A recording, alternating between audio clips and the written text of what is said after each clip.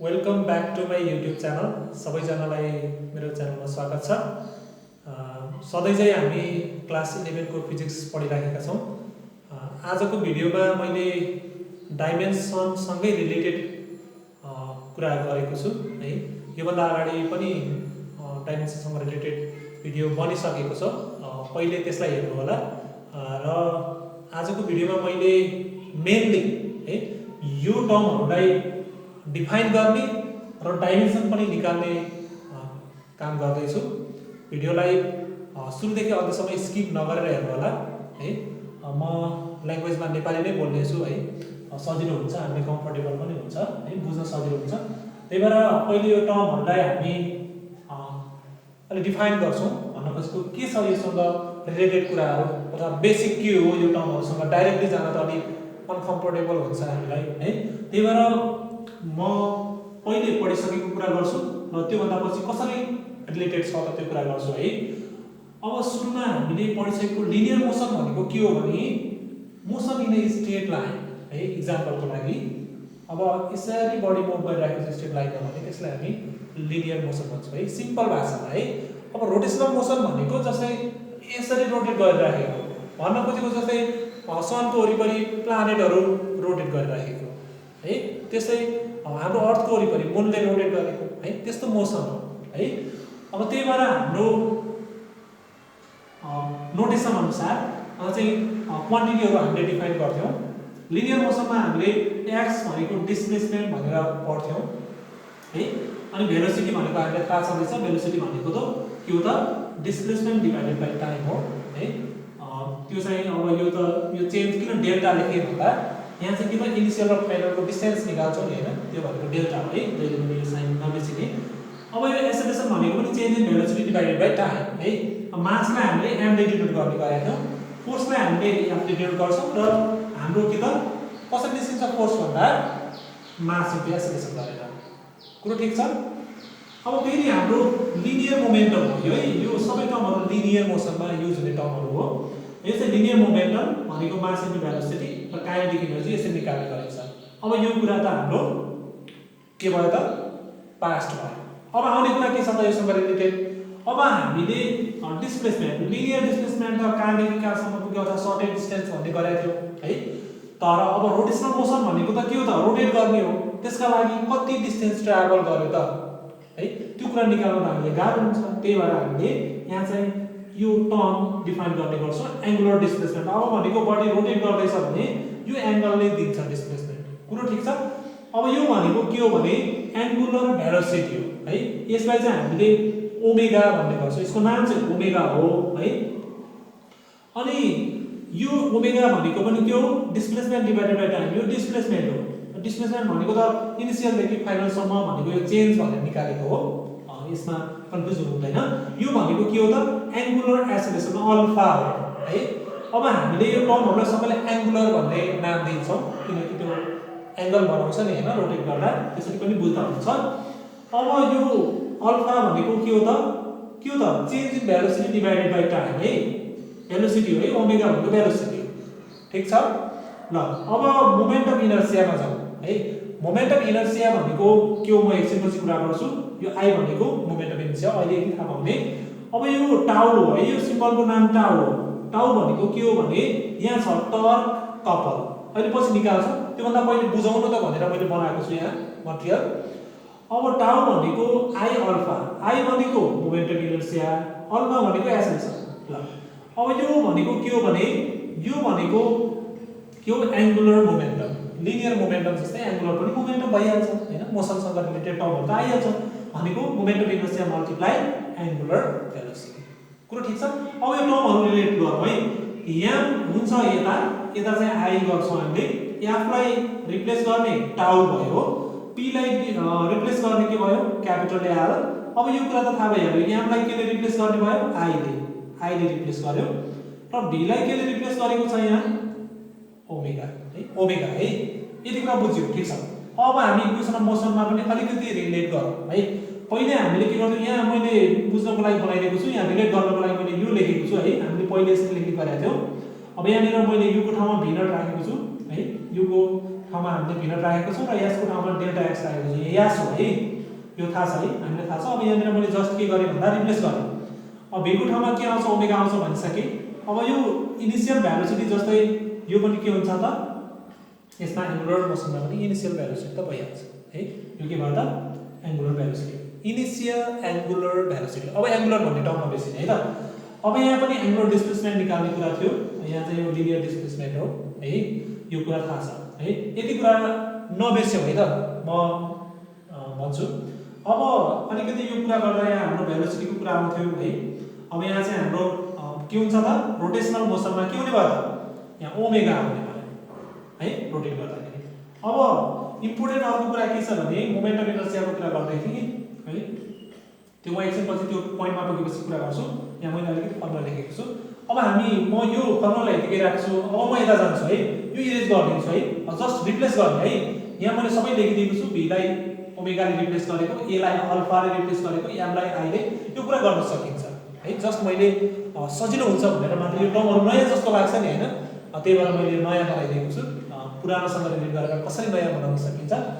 Physics is fun है, यसमा हामीले घोक्नै पर्ने भन्ने कुरा केही छैन, हामीले चिन्ने हो है, जस्ट चिन्ता भइहाल्छ। त्यही भएर भिजुअलाइज गर्न सिकौँ। अब हामी फर्स्ट हाम्रो क्वान्टिटीमा जाँदैछौँ, एंगल है। एंगललाई अब एंगल मात्र नभनेर रोटेशनल मोसनमा एंगुलर डिस्प्लेसमेन्ट पनि भन्छौँ हामी। ओके, अब हामी एंगुलर डिस्प्लेसमेन्ट निकाल्न जाँदैछौँ है। एंगुलर डिस्प्लेसमेन्ट, एंगुलर डिस्प्लेसमेन्टलाई के डिनोट गर्ने भनेको थिएँ, थीटाले। यो एंगल नै हो है, फेरि अर्को कुरा नसम्झिने नि, एंगल नै हो। एंगललाई अर्को टर्ममा हामी रोटेशनल मोसनमा यो गरेको है। यो भनेको के हुन्थ्यो त, r अपन के हुन्थ्यो, रेडियस हुन्थ्यो। हामीले गर्ने गरेको यही हो नि हैन, म्याथमा गर्थ्यौँ हैन, एकदमै धेरै काम गरिन्थ्यो। r भनेको पनि एउटा लेन्थ नै हो है। अब यो के हुन्छ त भन्दा हामीले यसो सम्झिदियो भने इन्ट्रान्सको काम गर्दाखेरि यो त डाइमेन्सनलेस भइहाल्यो। सेम क्वान्टिटीलाई सेम क्वान्टिटी डिभाइड गर्दा डाइमेन्सनलेस हुन्छ है। यो कुरा बुझौँ है त। अब हाम्रो सेकेन्ड पोइन्ट छ मोमेन्टम इनर्शिया। मोमेन्टम इनर्शियामा जानुभन्दा पहिले यो के हो त, किन हाम्रो मास नै युज भएन रोटेशनल मोसनमा, त्यो अलिकति कुरा गर्छु है। अब रोटेशनल मोसनमा के गर्छ भने बडी मुभ गर्छ। सपोज यो मार्कर छ भने अब यसले मुभ गर्ने भयो हैन, यो चाहिँ फिक्स हुन्छ है, एक्सिस अफ रोटेसन फिक्स भयो। अब यो रोटेट गर्ने कुरा के भयो त, यहाँ चाहिँ यो बडी नै रोटेट गर्ने भयो हो, ठीक छ। यो एक्सिस अफ रोटेसनबाट यहाँसम्म अब मैले यहाँ मास, सानो मासको क्याल्कुलेसन गर्नु पर्यो, यहाँ मोमेन्टम इनर्शिया यहाँ यो m को क्याल्कुलेट गर्नु पर्यो भने यो डिस्टेन्स कति छ है, यो कुरा बुझ्नु पर्ने हुन्छ। यहाँनिर मैले फर्मुला लेखेको छु। यसको लागि हामीले के त डिस्क्रिट मास भन्ने गरिन्छ है। कन्टिन्युअस मासको लागि पनि छ, त्यो हामी टपिक आएपछि कुरा गरौँला। अहिले जस्ट हामी इन्ट्रोडक्सनको कुरामा जाउँ, अहिले कम्प्लेक्समा नजाउँ। I भनेको मोमेन्टम इनर्शिया भनेको मास into distance from the axis of rotation. त्यो मास एक्सिस अफ रोटेसनबाट कति टाढा छ त्यो डिस्टेन्स को स्क्वायर मल्टिप्लाई बाइ मास गर्यो भने के आउँछ, मोमेन्टम इनर्शिया आउँछ है। यो कुरा हामीले याद गर्नु नै पर्छ है। अब मासहरु धेरै छ भने के हुन्छ त, यहाँनिर अब धेरैवटा मास छ भने सपोज तीनटा थियो भने के गर्नु पर्यो, m1 r1 square plus m2 r2 square हो, m3 सरी r3 स्क्वायर। कुरो ठीक छ। यो सबैको मोमेन्टम इनर्शिया जोड्नु पर्यो मास, प्रत्येक मासमा, अनि ओभरअल आउने भयो है। यसरी चाहिँ हामीले यो काम गर्छौं। र मोमेन्टम इनर्शिया भनेको अझै बुझ्नु पर्दा के त, जस्तै मेरो आर्म छ है, यहाँ चाहिँ के छ फिक्स भएको छ नि। अब म रोटेट गर्न खोजेँ, हेरौँ त यो रोटेट गर्दाखेरि त के भयो, यहाँ चाहिँ नजिकै मैले रोटेट गरेको छु है अहिले। त्यो पोइन्ट पनि म एकछिनपछि नोटिस गर्छु। अब म नजिकैबाट रोटेट गर्दा के हुन्छ आफूले पनि चेक गर्ने, अलि पर जाँदाखेरि के गर्ने है, अलि पर जाँदाखेरि है यहाँ चाहिँ के भयो त भन्दा यो जुन मेरो यो मास भनौँ अहिले, यो मास चाहिँ जब एक्सिस अफ रोटेसनबाट अलि टाढा हुन्छ यहाँ चाहिँ केही सिग्निफिकेन्ट इफेक्ट देखा पर्छ है। यो r डिस्टेन्समा छ, यो मास चाहिँ यो m1 भनौँ, यो मास m2 भनौँ, यहाँ चाहिँ 2r मा छ भने यसको मोमेन्टम इनर्शिया र यसको मोमेन्टम इनर्शिया के हुन्छ त, फरक हुन्छ। यसको त 4 टाइम्स भयो नि हैन, r स्क्वायर गर्दा त 2r को होल स्क्वायर गर्नु पर्यो है। त्यो भनेको त यहाँ एउटाको r स्क्वायर मात्रै हुने भयो, यो भनेको के हुने भयो त 2r स्क्वायर भनेको त के हुने भयो 4m स्क्वायर, हेर्नु त 4 टाइम्स बढी भयो। भन्न खोजेको मेरो एउटा कुरा के बुझ्ने भने मोमेन्टम इनर्शिया भनेको रेसिस्ट गर्ने मोसनलाई है त्यो प्रोपर्टी मेरो अब मैले पर मुभ गराउँदा त के भयो यहाँ यसरी मैले अब त्यसलाई अपोज गर्दा त के हुने भयो त यहाँ चाहिँ मैले केही सिग्निफिकेन्ट मेरो यो चाहिँ के हुने भयो त यहाँ केही इफेक्ट देखा पर्ने भयो त्यसैले हामीले मोमेन्ट अफ इनर्सियालाई हामीले लिएको नभए यहाँ नै लिए हुन्थ्यो नि भन्ने कुराको रिजन मैले दिएँ किन आईले रिप्लेस गरेको त्यो कुरा म मोमेन्ट अफ इनर्सियामा म काम गर्दैछु है मोमेन्ट अफ इनर्सियाको निकाल्दैछु moment of inertia I equal to के भयो त एम आर स्क्वायर एमको के हुन्छ त एम नै भयो है आर स्क्वायर भनेको के भयो त मैले एकचोटि आर स्क्वायर गरिदिएँ है नभए एम राखेर बाहिर स्क्वायर गर्दा पनि हुन्छ एम आर स्क्वायर क्लियर अब त्यो पहिले लेखे जस्तै लेख्नुपर्छ है यहाँनिर डाइमेन्सन लेस लेखिदिने है यहाँ चाहिँ डाइमेन्सन लेस लेख्न सकिन्छ अब यहाँ चाहिँ thus dimension of moment of inertia is 1 in mass 2 in length and 0 in time okay ल अब एंगुलर मोमेन्टम को निकाल्न खोज्दैछौँ एंगुलर मोमेन्टमलाई हामीले के ले लिनु गर्छौँ त एल ले लिनु गर्छौँ त्यो भन्दा पहिले अलिकति सानो काम गरौँ है हामीले एंगुलर मोमेन्टम निकाल्दा एंगुलर भेलोसिटी चाहिन्छ है एंगुलर भेलोसिटी यहाँबाट यसरी निकाल्ने ल पहिले म एंगुलर भेलोसिटी निकाल्छु त्यो भन्दा पछि म एंगुलर मोमेन्टम निकाल्छु है सजिलो होस् है अब यहाँ चाहिँ के त एंगुलर भेलोसिटी भनेको के हो त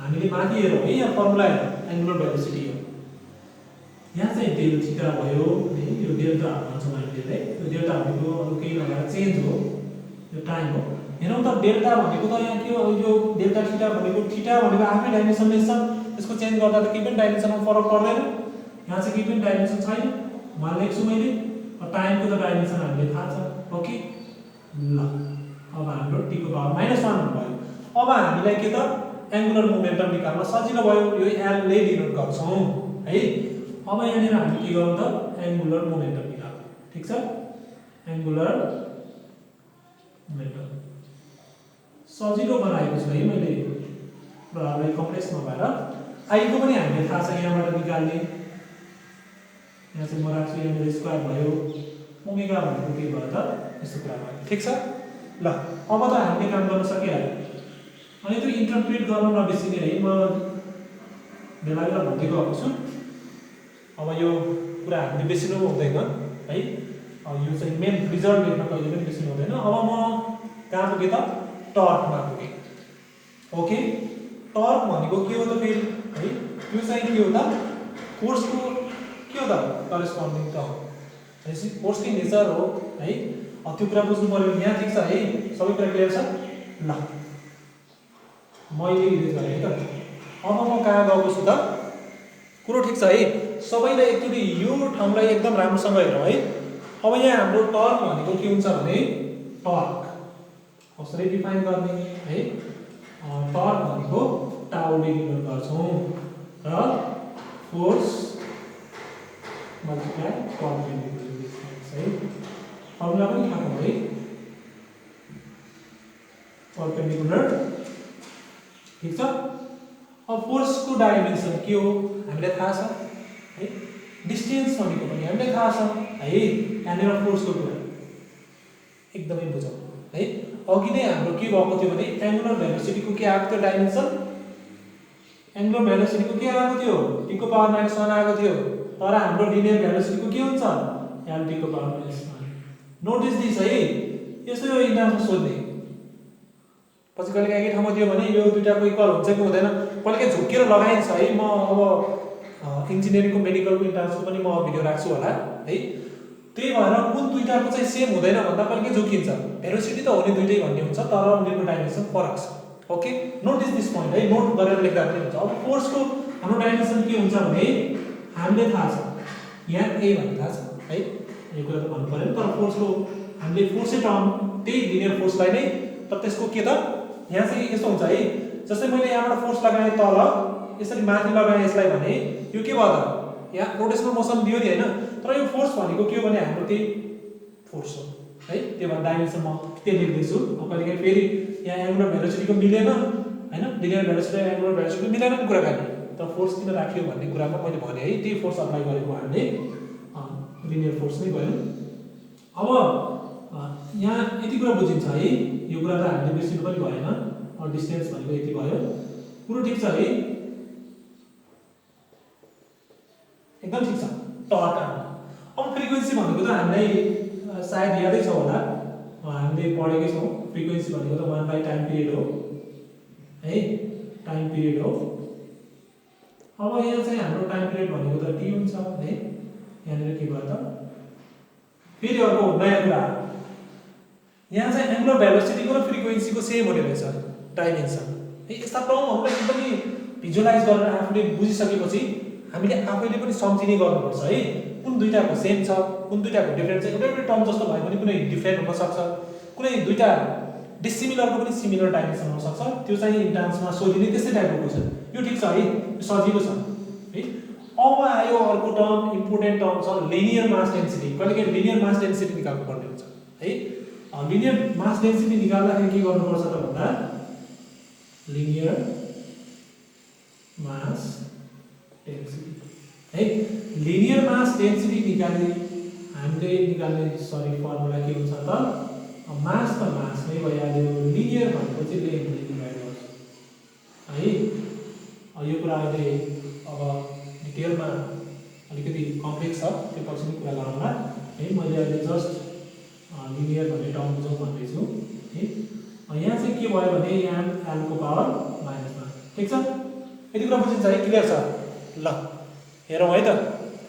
अब यहाँ चाहिँ हामी रोटेसनल कहाँ पुग्यौँ त, हामीले काइनेटिक एनर्जी। यहाँ हेरौँ त, काइनेटिक एनर्जीको रोटेसनल यो फर्मुला लगाउने अब हामीले।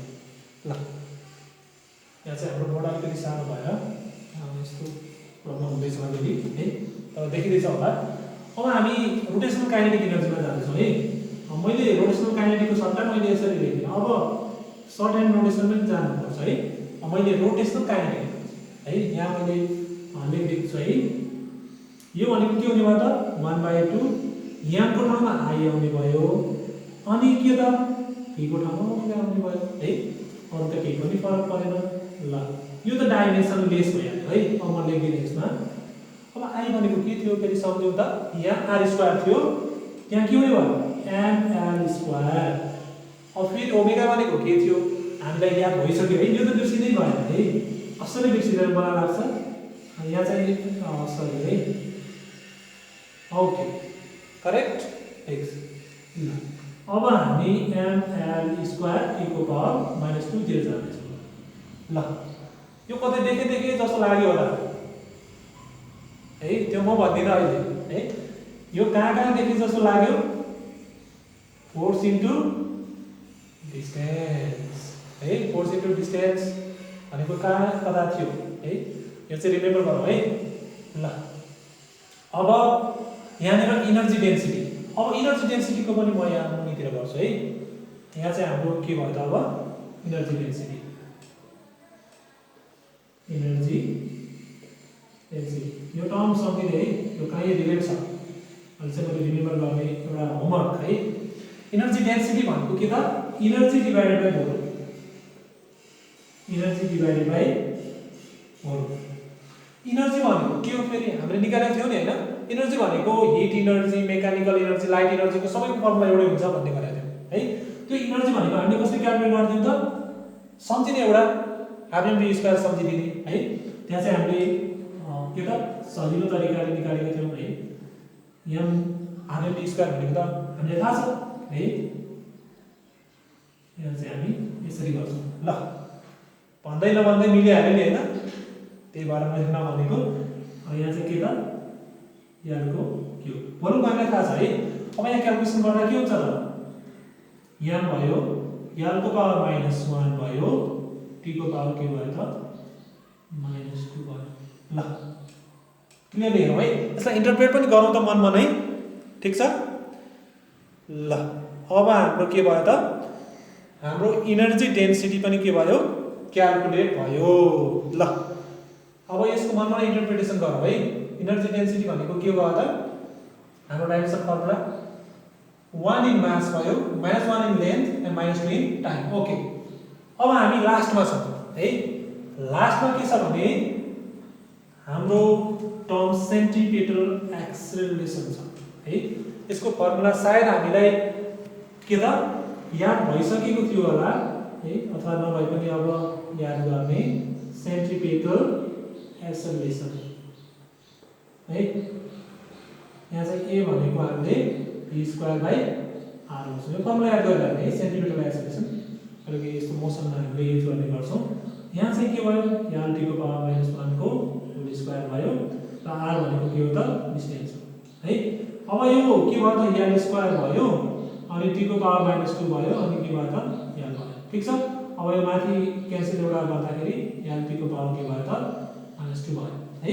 आजको भिडियो एकदमै इम्पोर्टेन्ट छ है। यसलाई एकदमै 2-4 चोटी हेरेर भयो भने कसरी हुन्छ रिमेम्बर गर्ने है। त्यो कपीमा लेखेर हुँदैन है। कहिले नोट पनि बनाउँदै गरौँ र एकदमै रिमेम्बर गर्ने क्यापेसिटी बनाऊ।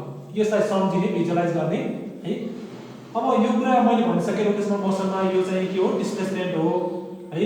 यो डिस्प्लेसमेन्ट मास चाहिँ के गर्छ त डिस्प्लेस हुँदै गर्छ हाम्रो एंगुलर डिस्प्लेसमेन्ट हुन जान्छ है। त्यही भएर भेलोसिटी हुन्छ एंगुलर भेलोसिटी एंगुलर एक्सेलरेसन। त्यही भएर चाहिँ हाम्रो के त रोटेशनल काइनेटिक एनर्जी भयो है टर्क भयो है। त्यसमा पनि हाम्रो डिफ्रेन्ट टर्महरु छ है। यो बेला बेला भन्दै गर्नु एंगुलर के भयो त यो के हो मोमेन्टम तर एंगुलर है। अब यो पनि टर्क फोर्स हो है। तर यहाँ चाहिँ के त रोटेशनल मोसनमा हाम्रो त्यही कुरा छ है। जे कुरा यहाँ छ त्यही कुरा छ जस्ट रिप्लेस गरेको रिप्रेजेन्टेसन मैले यहाँ गरिदिएको छु। र अर्को भिडियोमा मैले इलेक्ट्रिसिटी सँग सम्बन्धित एकदम इम्पोर्टेन्ट भिडियो छ है। त्यो पनि प्रत्येक टर्महरुलाई हामीले डिफाइन गरेर अगाडि बढ्ने छौं। र मलाई साथ दिनको लागि तपाईहरुले शेयर गरेर साथीहरुसँग पुर्याउने काम र सब्स्क्राइब गर्न नभुल्नु होला। म आउँदा दिनहरुमा पनि इम्पोर्टेन्ट भिडियो लिएर आउने छु। ओके बाइ थ्यांक यू है।